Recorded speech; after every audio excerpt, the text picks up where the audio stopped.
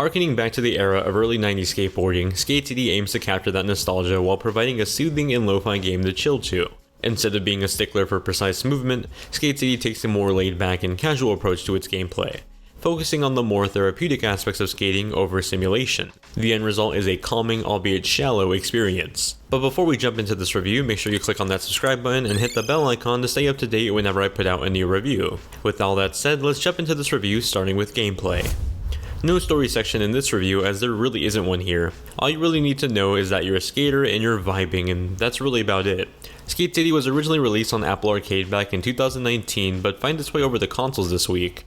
It's an incredibly simple game spanning just 3 locations and a handful of tricks that are attached to the 2 analog sticks. You use the A button to propel yourself forward in a 2D view of the location you're in, while flicking the analog stick to perform tricks accordingly. Some tricks are contact sensitive, such as flicking up on the analog stick by a rail to perform a grind. Spinning in midair is as simple as either hitting the left or right shoulder button while in the air. That simple approach to controls makes this arguably one of the more newcomer-friendly skateboarding games on modern platforms, and that can easily appeal to anyone wanting to jump into the genre, but were too intimidated by Tony Hawk Pro Skater. It's incredibly simple, but despite that, it was somewhat fun to learn how to flow these tricks together. Skateboarding across these 3 locations consisting of Los Angeles, Oslo, and Barcelona, I found the gameplay to have a nice flow of progression. Each location has a handful of different challenges, usually tasking you with performing a certain amount of tricks within a given time set. Each of these challenges unlocks currency, and that can be used to unlock another location and other various bonuses. My favorite challenges were the ones that actually challenged me a bit more, like avoiding pedestrians and running away from the cops, things that put me out of the typical flow of just performing tricks. That sense of challenge progressed pretty well. With that said, despite the challenges in the 3 locations, over time there was a great sense of repetition and lack of content. The 3 locations don't feel all that distinct from each other, they all feature a muted color palette that often gets lost in the background.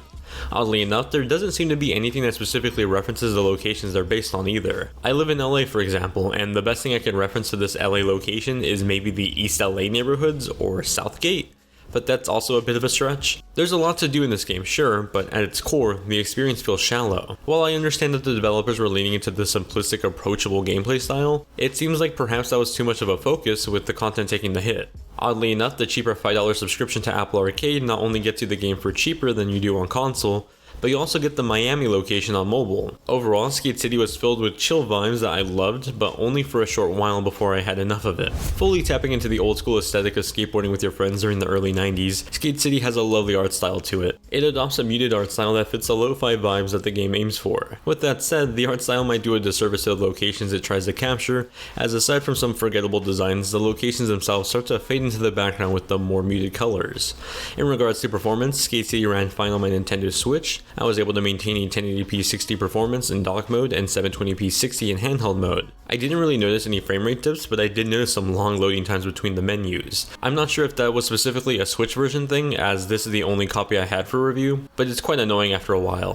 Where Skate City does shine is in its music. There's a solid collection of lo-fi beats that captures that era of old school skating while putting together a nostalgic atmosphere. Throughout my time playing, I felt myself easily getting lost in the music, and finding a nice zen experience while skating across the game's 3 locations. Outside of the solid music list, I would have loved to see a bit more use of the HD Rumble with this release. With this being a skating game, I think some interesting use of the tech would have been great to mimic the feeling of a board on the pavement. Skate City is a nice attempt at crafting together a therapeutic, relaxing, and chill skating game. While it succeeds in doing that for the most part, the entertainment and enjoyment of it didn't really last, and ultimately suffered from a lack of content that left me not wanting to play it for all that long. At its $9.99 pre-order special price, $14.99 after that, it's not that high of a price for an alright indie game, but the lack of content, especially in comparison to its cheaper iOS release, makes that a hard recommendation.